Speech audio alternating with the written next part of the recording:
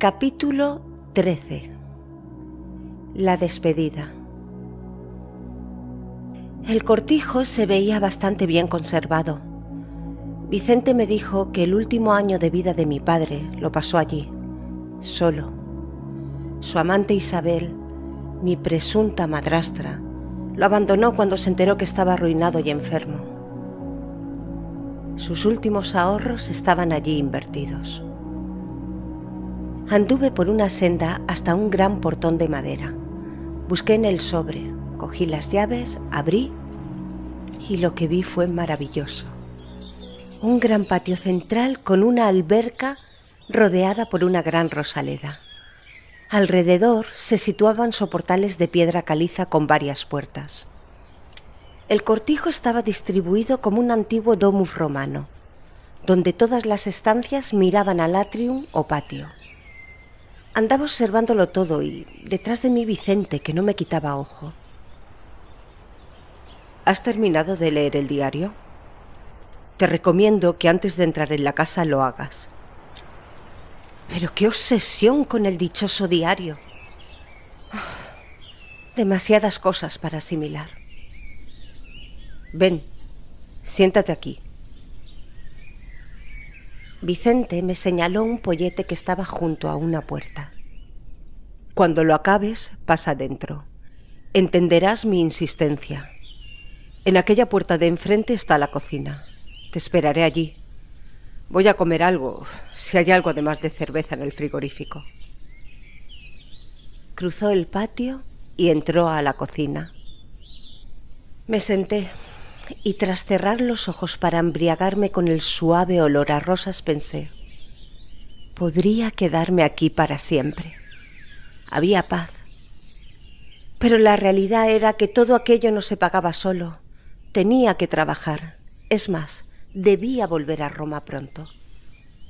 Aunque no estaban todos los misterios desvelados acerca de mi padre, tenía que seguir leyendo lo que aquel viejo diario había ocultado durante tantos años. Revivir al lobo, volver a Tabarca, volver a esa triste historia de amor interrumpido por el egoísmo de un padre. ¿Cuál sería el desenlace? ¿Qué buscaba mi padre entre esas palabras escritas? Cogí el diario y busqué la página. Marzo, 1936. El gobernador ha aparecido degollado en el puerto. La noticia viajaba de boca en boca entre los vecinos, y juro que fue algo que no llegó a sorprenderme demasiado, sabiendo de todos los trapicheos que el vil farsante se traía entre manos. Pero como de costumbre en la isla, nadie hizo preguntas. Se enterró y nunca más se supo. Nadie investigó su muerte. Su viuda cerró la casa y se marchó, y con ella la riqueza de la isla. Pasaron un par de meses y los vecinos con los cuales había crecido fueron cerrando sus casas y marchando a otros lugares. Algunos se instalaron en Santa Pola. Otros marcharon a Italia buscando sus orígenes muy lejanos, que para mi pensar, lo único que les quedaba de genoveses eran los apellidos. El 17 de julio se instaló en la península el terror. Caía la Segunda República. Un tal Francisco Franco y Emilio Mola derrocaban los sueños de libertad de muchos a golpe de sangre. No tardaron en convertir la isla en cárcel. Francisco Lanzarote y Miguel Bosch, nuevo gobernador y nuevo párroco, llegaron a la isla para imponer orden política y cristiana. Al poco, 19 militares, todos ellos carlistas, fueron fusilados en la muralla de la isla. No dejaron ni que el párroco les diera la extremaunción. No fueron ni los primeros ni los últimos. Las órdenes eran matar a cualquier persona que no acogiera al régimen franquista y a la Iglesia como madre. Desde el puerto de Alicante, hombres y mujeres desfilaban camino a la muerte o a pasar lo que les quedaba de vida en prisión. Eran torturados y asesinados en mi isla, que hasta hacía poco era una tierra de paz. La guerra había comenzado y las costas alicantinas estaban siendo bombardeadas. Nunca me gustó posicionarme en temas de política. Quizás eso salvó mi vida. Eso y que todas las mañanas salía a pescar y todos los días parte de mi captura era requisada por los nacionales. Los días fueron pasando y las tierras yermas del campo fueron cubriéndose con los cuerpos sin vida de cientos de personas traídas a morir, sin ningún tipo de juicio justo ni clemencia. El tiempo pasaba sin saber si era lunes o domingo. Realmente daba igual. Había que dar gracias por poder respirar otro día más. Vivir en Tabarca era vivir en un aislamiento. No podía ir a ningún sitio sin tener el control de los milicianos. No tenía radio, que de poco servía sin electricidad, y no sabía qué estaba ocurriendo en la península. Solo pescaba, comía, dormía, y así todos los días. Las tardes las pasaba en el puerto, desenmarañando los palangres y mirando la mar pensando cuánto tiempo duraría aquella locura. Y cierto día, una pequeña barca arribó a puerto y, para mi sorpresa, sentada en proa, Dolorica. Tan sorprendido me quedé que pinché uno de mis dedos con los afilados anzuelos de la rista de palangres. Pero el dicho de quedé tan sorprendido que si me pinchan no sangro se hizo realidad en mi cuerpo. Después de amarrar la barca a puerto, Dolorica desembarcó. Pasó por mi lado sin mirarme. De su mano, un niño, que supuse que sería Nicolás. Este me sonrió y a su lado, otro pequeño de más o menos año y medio. Después de dejar unos bultos en el muelle, el patrón de la barca bajó de ella. Este tampoco dio ni las buenas tardes. Agarró los fardos y la siguió. Yo quería ir tras ellos. La curiosidad invadía mi ser, pero estaba bajo las miradas de los militares. Y cualquier acción podía ponerme en peligro. Por un simple hola, podían fusilarte si el miliciano creía que era lo correcto. Así que me senté a terminar mi labor, hasta que la noche hizo que mis ojos dejaran de ver con claridad. Volví a casa preguntándome por qué Dolorica había vuelto a la isla y quién era aquel marinero que la trajo. Pasé horas mirando la nada y pensando, no podía seguir con aquello, tenía que descansar. A las 5 tenía que salir a la mar, a pescar para aquellos que custodiaban la isla. Ellos no sabían de días malos de pesca, ellos querían comer todos los días.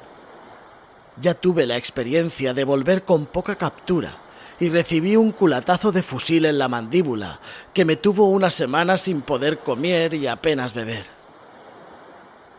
Tenía que descansar aunque me costara. Tenía que dejar la mente en blanco. Pero a las 2 de la mañana unos golpes en la puerta me despertaron.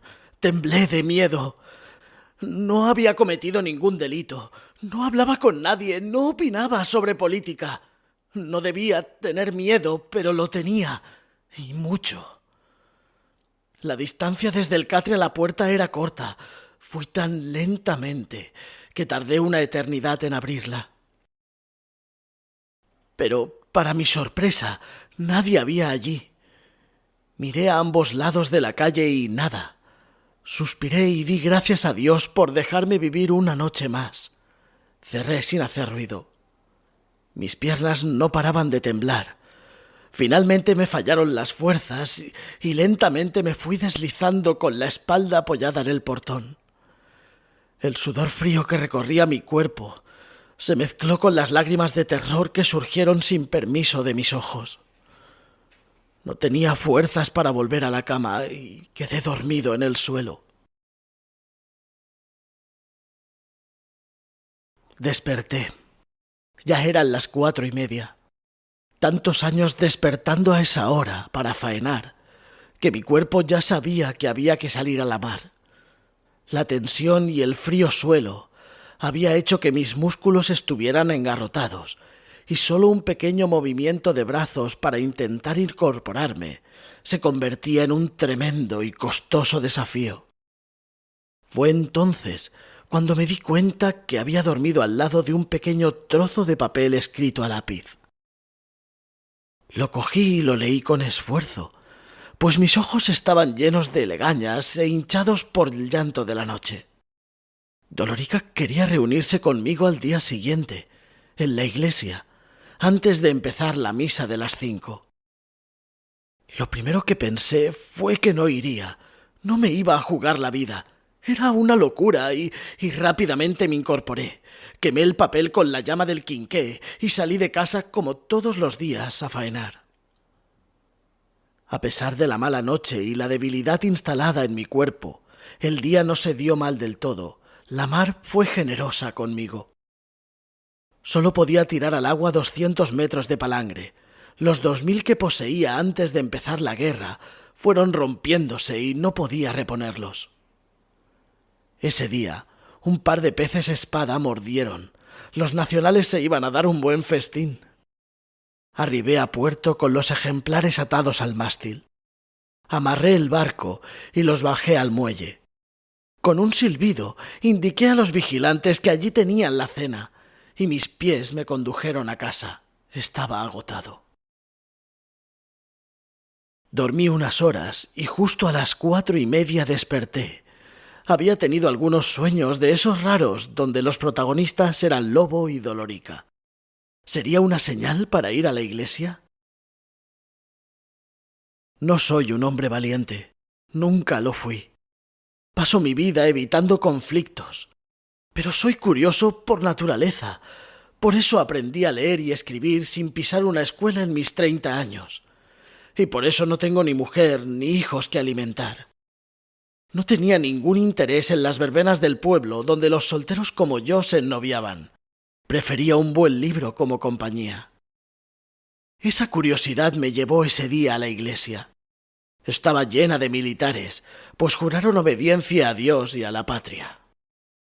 Quizá Dios perdonara todos los crímenes que estaban cometiendo, pero ni yo ni muchos de los españoles, que habíamos vivido en paz en la República, perdonaríamos la sangre derramada. Dolorica entró en la iglesia con los niños y su acompañante. Se sentaron a mi lado. El cura salió de la sacristía y se dirigió a dar su sermón desde el púlpito.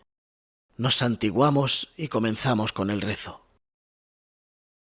Y entonces fue cuando Dolorica fue camuflando sus palabras entre los rezos del pueblo, que en voz baja y a modo de susurro dejaban patente que sabían rezar.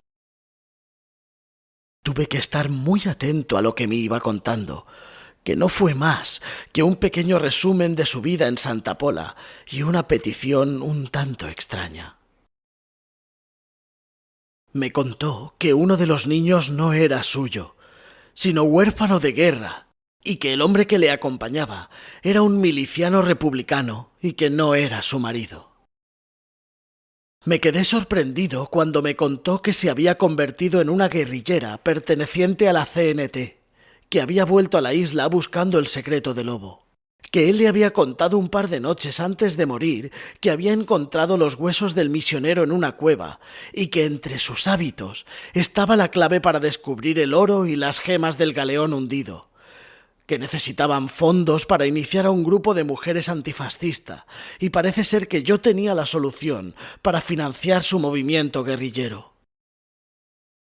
Me preguntó si Lobo me había contado algo, si conocía el lugar donde Lobo había guardado lo hallado en la cueva. Ella sabía que había venido a visitarme el mismo día de su muerte. La misa terminó y Dolorica dejó de hablar. Y yo no le di ninguna respuesta. Se santiguó y salió con los niños antes de que los milicianos fascistas abandonaran la iglesia. Salieron todos. Yo me quedé allí, de pie, mirando el altar y pensando en lo sucedido.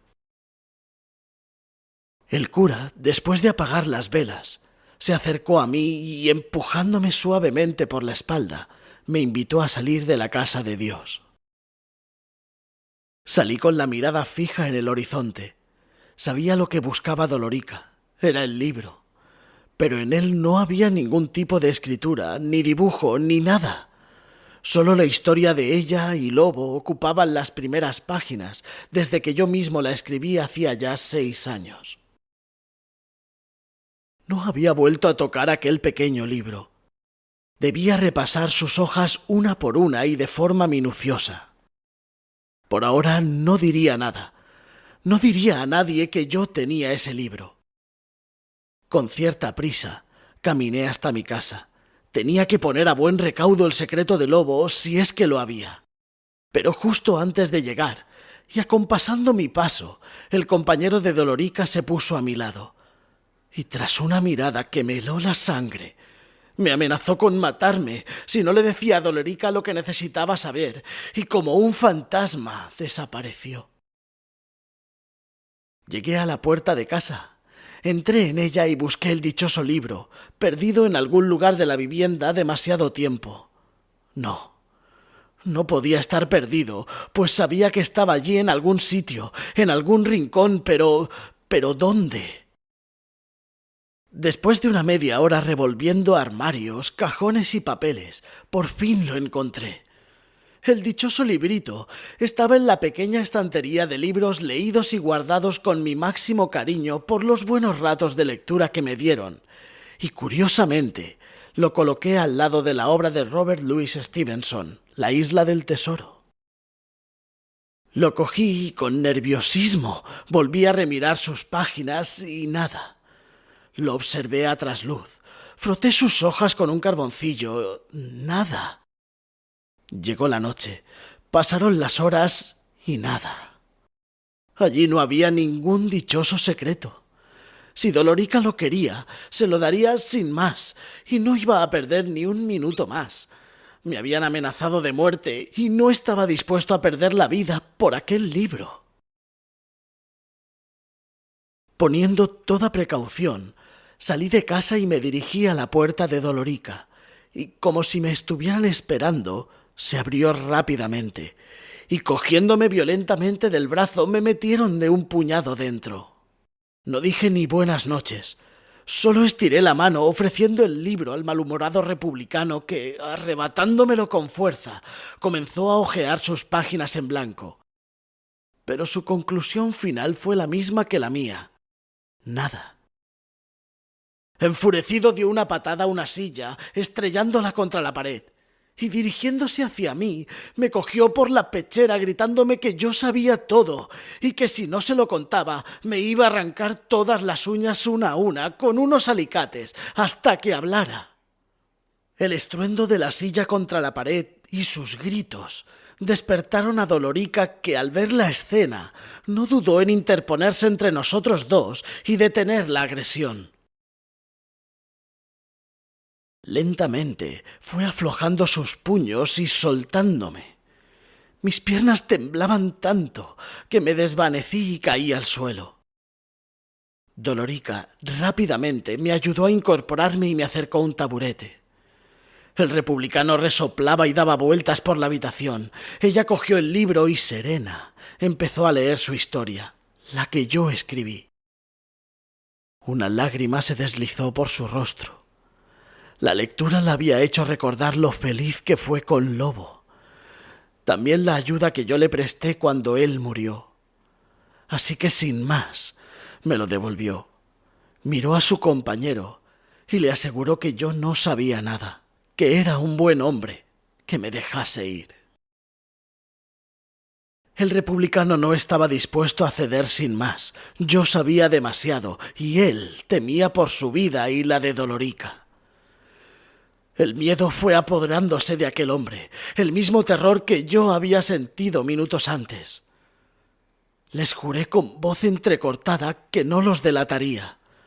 Se hizo un silencio que duró varios minutos. Entonces fue cuando Dolorica reveló su plan a su compañero. El republicano debía salir a la mañana siguiente hacia Santa Pola e informaría que en Tabarca no había nada más que muerte y olor a mar, que todo lo que andaban buscando era una fantasía de Lobo. Le pidió que trajera a la isla a todos los huérfanos que encontrase, que ella los criaría como hijos propios. Me miró a los ojos y me señaló con su dedo índice. «Tú serás su padre, Les darás de comer y los educarás. Y dejando esto dicho, se encaminó hacia su dormitorio. Me levanté, acomodé mi ropa y marché a casa, teniendo esposa sin querer e hijos sin procrear. Pero era eso o mi vida. De todas formas, salía todas las mañanas a faenar para alimentar a los militares.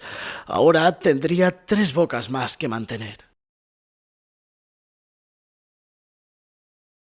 1 de abril de 1939. Por fin la guerra ha terminado. Hace 3 años que no escribo aquí. Hoy he pensado que sería un buen día. Sigo vivo, gracias a Dios y a la mar que me salvó con sus manjares. Tengo 10 hijos. 2 son de mi sangre, los demás, como si lo fueran, los quiero por igual. Nicolás, el hijo de Lobo, es un muchacho fuerte y, como yo, marinero. Ya sabe leer y escribir. Es el mayor de todos. Luego vienen Mariela y Pedro, los primeros hijos que la guerra parió. Sergio, Sebastián e Inés, la segunda remesa. La tercera fue Daniel y Esteban, y después de ellos 2 más, las que llevan mi sangre, mis pequeñas Carmen y Candela. 6 varones y 4 hembras. Podrían ser 14, pero Dios se los llevó con él. Enfermaron y no pudimos hacer nada. Dolorica y yo hemos sufrido mucho por mantener a salvo a los niños, y ese sufrimiento finalmente se convirtió en amor. El cura no resultó ser tan mala persona como yo creía. Nos casó y nos ayudó con los niños. Lo terminó sabiendo todo. Sabía que eran huérfanos, hijos de los milicianos contrarios al régimen franquista. Solo puso un par de condiciones para no delatarnos: que los educáramos en la fe católica y que todos los domingos tendríamos que asistir a su misa. Eso y un pequeño saco de arpillera que le entregué para que protegiera a mi familia. En el libro estaba su gran secreto, y este sirvió para criar a su hijo, a los míos de sangre y a los que no lo son.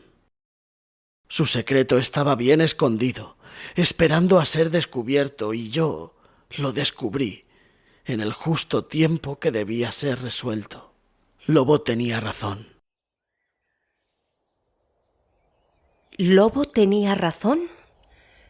Hojeé las páginas que quedaban por escribir. Nada. Todo estaba en blanco. Ni una letra. Nada. La cubierta de cuero negro estaba desgastada, vieja, pero sin signos, ni marcas, ni nada. Volví al principio del libro y repasé sus hojas amarillentas despacio, buscando alguna marca, algo, pero nada de nada. Me levanté y lo puse bajo la luz del sol. Estuve unos minutos mirándolo. Tu padre hizo exactamente lo mismo que has hecho tú. No puedes negar que eres hija suya. Anda, guárdalo y entremos en lo que era la habitación de tu padre. Abrí la puerta con cierto miedo por lo que allí podía encontrar, pero quedé sorprendida al ver la estancia. Todas las paredes estaban repletas de mapas de Tabarca y por los rincones se apilaban viejos libros de historia. En una mesita, en una esquina de la habitación, se amontonaban botellas vacías, y en una gran mesa central se hallaba una botella de vino junto a un vaso medio lleno. Solo una silla, y estaba separada de la mesa. Me quedé observándola durante unos segundos. Lo encontramos ahí sentado. Sujetaba el vaso y, bueno. Vicente no quiso continuar. El resto ya lo sabía. Murió solo, entre un montón de papeles y mapas. Tu padre quería encontrar el resto del tesoro. Pensó que esa sería la única salida a su ruina. Vicente rebuscó entre los papeles y me dio una libreta. La locura de tu padre está aquí escrita. Lo apuntaba todo. Aquí está lo que tuvo, lo que perdió y lo que quería encontrar. Bueno, ahora tengo que marcharme. Tu madre me espera. Hay un par de dormitorios. Están justo al salir. Tienes algo de comida en la despensa. Si quieres, volveré mañana a por ti sobre esta hora. Supongo que tienes mucho que pensar. Por un momento sentí miedo de quedar allí sola. A no sé cuántos kilómetros del pueblo, pero si algo sabía hacer era eso, estar sola. Y con facilidad derroté mis miedos. Y allí quedé, en la última guarida de mi padre, intentando entender esa obsesión por Tabarca, por el tesoro. Indiscutiblemente yo era hija suya. Vicente salía por la puerta y yo, en la misma silla donde mi padre murió, me senté. Y cómo no, terminé por él su último trago de vino, a su salud. Y esa fue mi despedida.